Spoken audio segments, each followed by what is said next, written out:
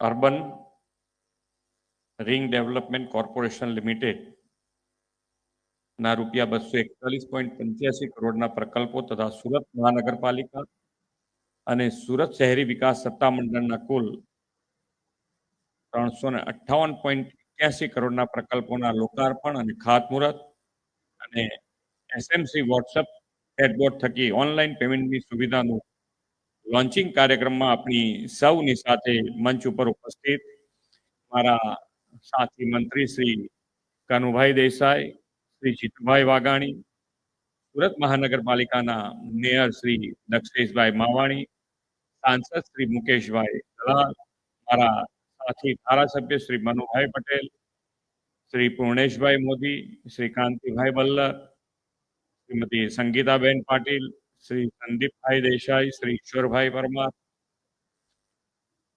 સુરત મહાનગરપાલિકાના deputy mayor doctor Narendrabhai Patil, standing chairman Shri Rajanbhai Patel, દંડક શ્રી ધર્મેશભાઈ વાણિયાવાલા, સુરત મહાનગરપાલિકાના કમિશનર શ્રીમતી માનનીય મુખ્યમંત્રી શ્રી ભૂપેન્દ્રભાઈ પટેલ સાહેબ આપશ્રીને વિનંતી આમંત્રિત યુઆરડીસીએલ તેમજ દેશ મીડિયાના મિત્રો સૌને મારા નમસ્કાર.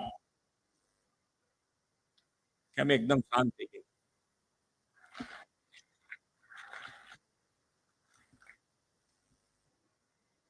એટલે આ તો હવે એવું લાગે છે બધાને કે ભાઈ આ તો નાનું કામ છે. 58 કરોડ નું છે, ટોટલ 600 કરોડ રૂપિયા, એટલે 600 કરોડ રૂપિયા નાના થઈ ગયા અત્યારે, એવું છે. પણ માન્ય વડાપ્રધાન શ્રીએ જ્યારે મુખ્યમંત્રી હતા ત્યારે 2005માં શહેરી વિકાસ વર્ષ શરૂ કર્યું.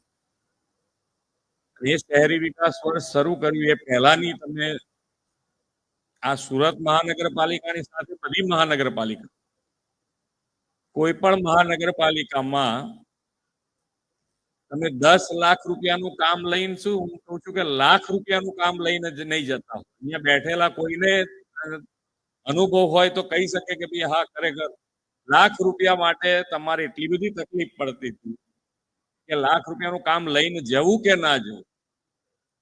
આજે 1 કરોડનું કામ સામાન્ય નાગરિક સોસાયટી થકી કોર્પોરેટર જોડે આરામથી જઈ શકે.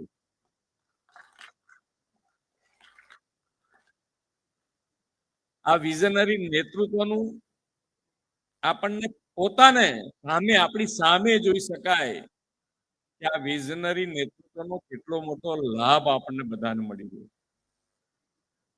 વિકાસ અને વિકાસની રાજનીતિ, વિકાસ શબ્દ બોલવા માટેની તકલીફ હતી કે વિકાસ શબ્દ કેવી રીતે બોલવો, શું કર્યું વિકાસમાં. ઇલેક્શનો બધા આવતા તો ક્યારે શું વાતાવરણ સર્જાતું હતું એ આપણને બધાને ખબર.